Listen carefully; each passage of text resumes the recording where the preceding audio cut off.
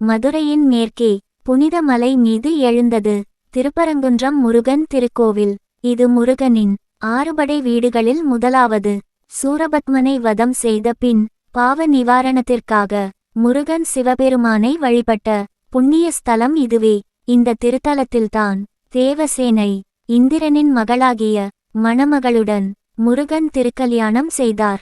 அதனால் திருப்பரங்குன்றம் திருமண தலம் என புகழ் பெற்றது. இங்கு முருகன் குகைக்குள் குடியிருக்கும் நிலையில் காட்சி தருகிறார். அறிவின் ஒளி உள்ளே இருந்து வெளியே பரவுவதை சுட்டும் சின்னம். முருகனோடு சேர்ந்து சிவன், விஷ்ணு, துர்கை, விநாயகர் ஆகியோர் ஒரே மலைக்குள் அருள்பாலிப்பது இந்த ஸ்தலத்தின் தனிச்சிறப்பு.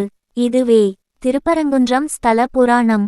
பாவம் நீக்கும் பரம்பொருளின் பாதம்.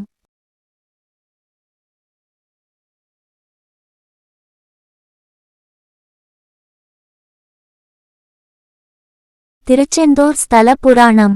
கடலின் கரையில் அருள்பாலிக்கும் ஒரே அறுபடை வீடு திருச்செந்தூர் முருகன். அறுபடை வீடுகளில் இரண்டாவது திருத்தலம் என்று போற்றப்படும் புனித பூமி இதுவே. சூரபத்மனை வென்ற பிறகு முருகன் தன் கோபத்தை தணிக்க இந்த கடற்கரையில் அமர்ந்தார். தேவர்கள் வேண்ட சிவபெருமான் இங்கு முருகனுக்கு ஞான உபதேசம் அருளினார். அதனால் ஞானஸ்கந்தர் என்ற பெயரில் முருகன் இங்கு விளங்குகிறார். கடல் அலைகளோடு கலந்த மந்திர ஒலியாய் இன்றும் பக்தர்களின் வேண்டுதல்களை நிறைவேற்றுகிறார். ஓம் சரவணபவ. திருச்செந்தூர் முருகன் ஸ்தல புராணம். கடற்கரையில் அருளும் அறுபடை வீடு ஞானஸ்கந்தர் திருச்செந்தூர்.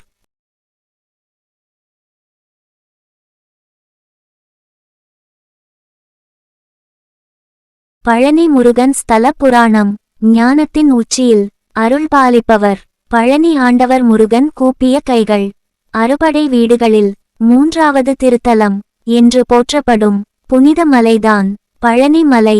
ஞானப்பழம் பெற சிவபெருமான் வைத்த போட்டியில் உலகைச் சுற்றி வந்த முருகன் அப்பா அம்மா தானே உலகம் என்று உணர்ந்த பாலகன் விநாயகர் ஐரோப்பா ஆப்பிரிக்கா மனம் வெதும்பி முருகன் பழனி மலைக்கு வந்து ஞான ரூபமாக அமர்ந்தார். ஒளிரும் நட்சத்திரம்.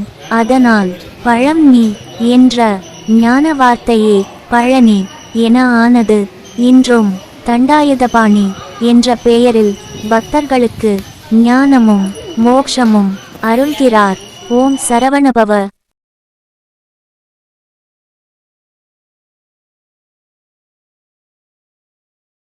சுவாமிமலை ஸ்தல புராணம். அறுபடை வீடுகளில் நான்காம் வீடு சுவாமிமலை. ஒருமுறை சிவபெருமானிடம் ஓம் எனும் பிரணவ மந்திரத்தின் உண்மை பொருள் என்ன என்று முருகப்பெருமான் கேட்டார். சிவபெருமான் பதில் சொல்லாததால் அவரை சிறையில் அடைத்தார் முருகன். பின்னர் சுவாமிநாதன் வடிவில் சிறுவனாக இருந்த முருகன் தந்தை சிவனுக்கே பிரணவத்தின் தத்துவத்தை உபதேசம் செய்தார். அதனால் தந்தைக்கு உபதேசம் செய்த குமாரன் என்ற பெருமையுடன் இந்த தலம் சுவாமிமலை என்று அழைக்கப்படுகிறது. ஞானம், கல்வி, வாக்குத்திறன் பெற விரும்புவோர் வழிபடும் மிக புனித தலம்.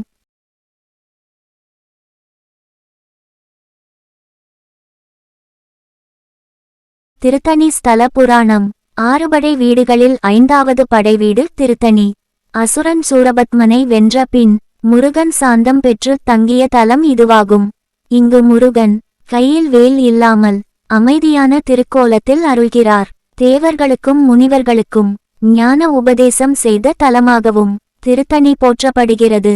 மனம் அமைதி பெறும் தலம் திருத்தணி. கோபம் விலகும் தலம், ஞானம் மலரும் திருத்தணி.